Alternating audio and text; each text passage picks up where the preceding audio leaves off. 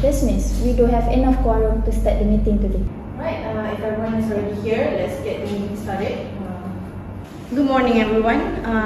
Thank you for joining today's meeting. I trust you're all doing well. Today, our primary focus will be on addressing the issues of employee burnout. As you know, burnout has been increasingly affecting the productivity, absenteeism, and morale of our company. So we'll be discussing that factor, contributing to burnouts and strategies we can implement to elevate this. But first, let's go over the agenda. Before we begin, I'd like to address the apologies for absence. Could the Secretary kindly update us on the absence from today's meeting? Thank you. We have received apologies from the head of marketing, who is unable to attend today due to illness. Additionally, the head of sales and representative is also absent but has been replaced by the head of disciplinary. We hope the head of marketing recovers soon and the head of sales will be missed. But we are grateful to have the head of disciplinary who are stepping in today. Thank you. Thank you, Secretary, for the update. I hope the head of marketing feels better soon. Now let's proceed with the minutes of the last meeting.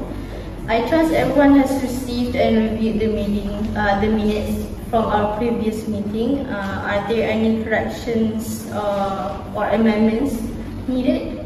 Yes, Mr. Chairman. On the page 2, under the item number 5, there's a minor correction spelling error when the feedback is written as feedback. So there's a missing D in the feedback. Okay, thank you, Ms. Syaza. I will make the correction accordingly. Okay, thank you. Is there any correction? Mr. Chairman, I noticed in item 7, the date for the upcoming training. Session was listed as April 2024, but it should be March 2024. I'm sorry for the mistake. I will take a note on that. Is there any other amendment to be made? No. Okay, sure. Then can we have a motion to accept the minutes with these simple corrections? I propose that the minute be passed as a true record with minor corrections. Do I have a second? I, KHAIRINA, head of discipline, second the motion. Okay, all in favor? Yes. Okay. You can sign it. Thank you. The motion is carried. Now let's move on to the matters arising from the minutes. Are there any matters arising from the minutes that needs to be discussed or follow up? Yes, Mrs. One matter arising was regarding the distributions of the new employee handbook. In the last meeting, we discussed some delays in printing. I'm pleased to inform you that the handbook have been printed and were distributed to all employees last week. This matter has now been fully addressed. Okay, thank you, Ms. Secretary. Anything more? Yes, in the last meeting, we discussed the need to update the training materials for new hires. I'm happy to report that the materials have been updated and the new training program has already been rolled out to all new employees by this month. Okay, thank you, Ms. both of those matters are now settled. I think let's move on to the correspondence. Secretary, could you please update us on any relevant correspondence we have received? Yes, we received a letter from our insurance provider regarding the renewal of our company health. They have informed us that the premium will increase by 5% for the upcoming year. Thank you, Secretary, for the update.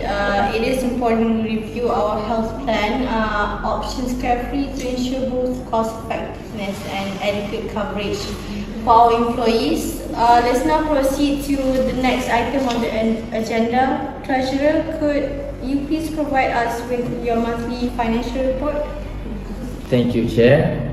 For this month financial reports, our income remains steady with a slight increased revenue compared to the last month.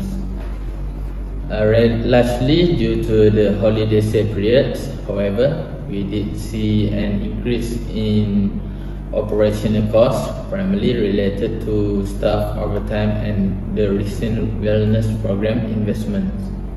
Despite these higher costs, our overall cash flow is stable and we are currently operating within budget. So our reserve may remain strong, but we need to remain mindful of ongoing expenses.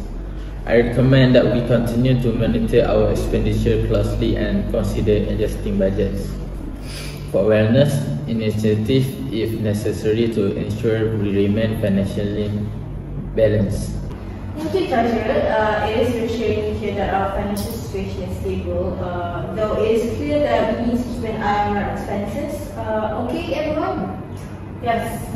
So is there any question or comments? No. Okay, if so, then let's move on to the special business. As you are all aware, we've received feedback from employees indicating an increase in burnout, leading to reduced productivity and higher absenteeism and declining morale. Some of the key factors in contributing to this issue include high workloads, insufficient breaks, and unclear role expectations and limited support from management. I think we need to come up with an actionable solution to address these issues. I'd like to open the floor for discussion. Head of HR, can you start by addressing the factors contributing to burnouts? Thank you, Mr. Chairman. The issues of the high workloads is undoubtedly at the heart of the problem. Our pharmacy staff, especially in store and the online orders fulfillment team, are being overwhelmed. We have a significant numbers of customers in the pharmacy, and online sales have been increasingly steadily. The combination of both has led to the staff being constantly on their feet without sufficient time to manage their workloads. Employees are also expected to juggle multiple tasks, whether it's filling prescription, managing online orders, or assisting walk-in customers. This is simply too much for one person to handle effectively. Alright, thank you, Head of HR. It's clear that the workload is overwhelming, especially for staff handling both in-stores and online stores. Now, let's move on. Head of Training Development, how do you view the issue of unclear role expectation in this context? Well, I think the problem with unclear role expectation is very much tied to the nature of our business. There is confusion about who should be doing what, especially when employees are managing both in-store and online operations. When staff are not sure of their specific responsibilities, they end up doing tasks that might not fall under their purview, causing them unnecessary stress. Agreed. Now, Head of Disciplinary, can you explain how limited support for management is contributing to the burnouts? Absolutely. The issue with limited support from management is critical. When employees are juggling too much, they need guidance, recognition, and most importantly, help if things get overwhelming. But unfortunately, our management has not been providing enough support. It's not enough to just give tasks. They need to be available for assistance and feedback. The lack of pressure from management has been a big factor in employees' burnout. Thank you. It seems we are all in agreement that there is lack of support, both in terms of management, visibility, and clear roles. Secretary, do you have any thoughts on communication issues and how they are affecting staff burnouts? Yes, Mrs. The lack of communication is a significant issue. We have not been clear about expectations, changes in policy, or even updates about customer need, both in stores and online.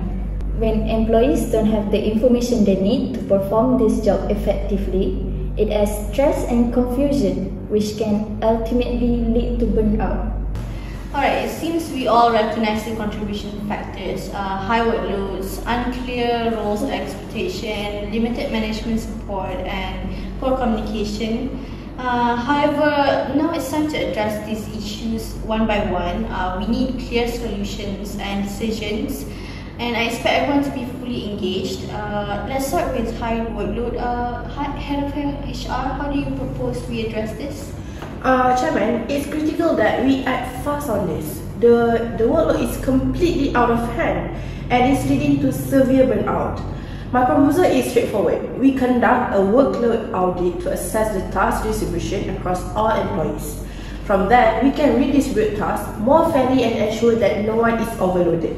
In addition, I recommend implementing mandatory break time during shift so that people can't just function effectively if they can.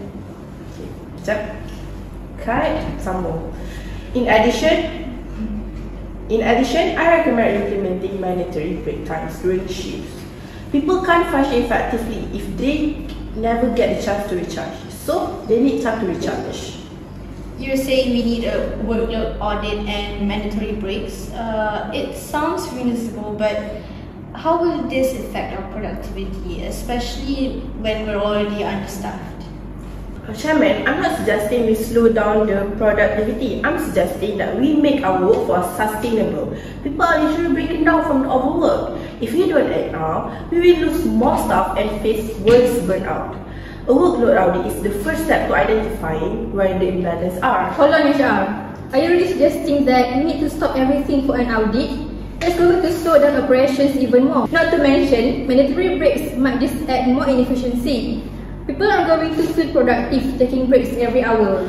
And what's the solution? Let people collapse from exhaustion? We need to prioritize our staff well-being. Without it, we are going to see higher turnover rates, and that will cost us much more in the long run. Wait a minute. I agree with the overall needs, but can we be realistic here? A workload audit and mandatory breaks will definitely incur costs. We might have to hire temporary staff to fill in while we conducting these audits. And I am concerned about budget implications. You can ignore the financial side. I understand both parties. We need to act, but we can't overlook the costs. Let's move forward and decide. I propose we conduct a workload audit to assess distribution of tasks and redistribute workloads accordingly, along with mandatory breaks. Do we have a second? I second the motion. Alright, I'll open the floor for discussion. Does anyone have any concerns? I'm still not convinced. This will cost us in time, money, and effort. But if we are going forward with this, I hope we really take a hard look at the impact on our budget. Any other comments? Alright, let's vote. All in favor?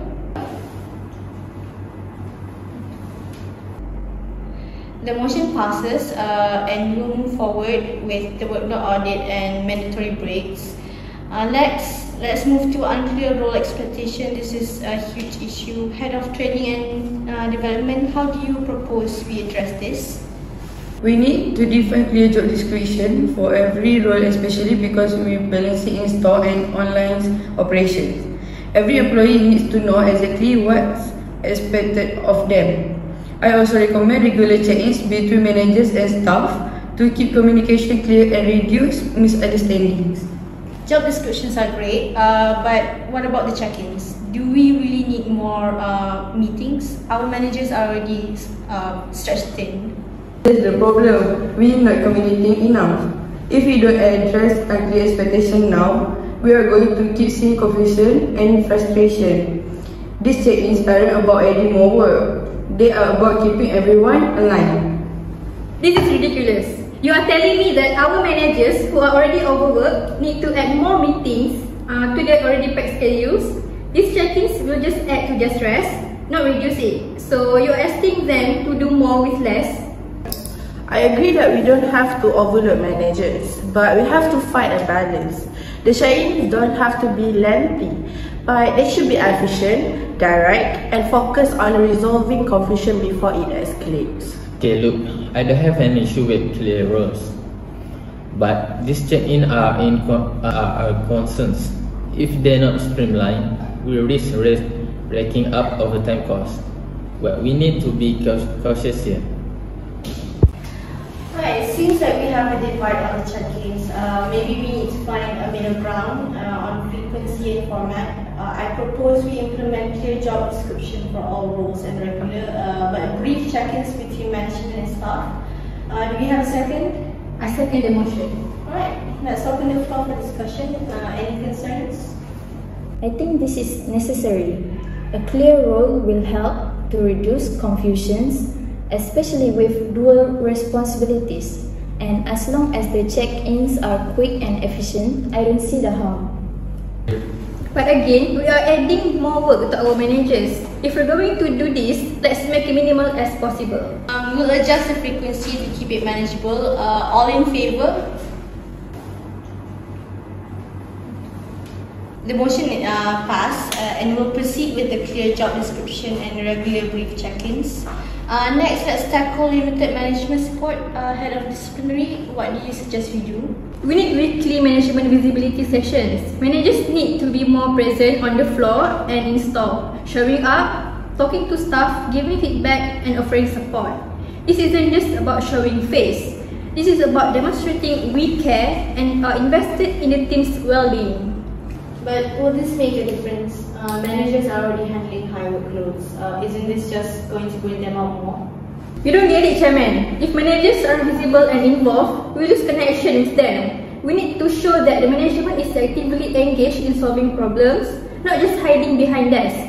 If we don't, we lose trust and morale will plummet. Yes, I agree with Miss Maria. This is about building trust. People need to feel supported by their leadership, and especially when they are under pressure, because they need support. I get the point, but we need to consider the cost of these sessions. If managers have to spend more time away from their regular tasks, what the financial impacts? We can afford to strengthen them today. Okay, let's move forward with this. I propose that we implement weekly management visibility session. Do we have a second? I second the motion. Alright, let's put it to a vote. All in favor? Okay, the motion passed, and we'll implement weekly management visibility session. Lastly, let's discuss for discussion. HR, what's your proposal to address to this? I think we need to establish daily or weekly team meetings to provide updates, whether it's stocks levels, customer needs, or sales targets. But the big fix is improving our internal communication system. Something like a chat platform that will allow staff to get real-time communication or real-time answer to the question, whether they are in store or handling online orders.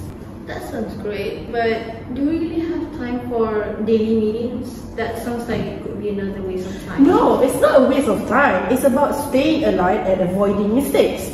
With the way things are right now, people don't know what's going on, and that's leading to more mistakes.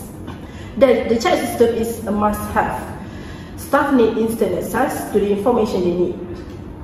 I get the idea, but daily meetings will just add more burden on our teams. We need to streamline this. Can we just stick to weekly meeting? As long as we don't waste too much time on them, weekly meetings and a chat platform could work if we keep it efficient. Okay, let's settle this. I propose to implement daily or weekly team meetings and introduce a new internal communication platform for real-time updates. Do we have a second? I second the motion. Okay, let's vote. All in favor? Whereas given the urgency to address communication breakdowns and the need for quick response, I will make a final decision.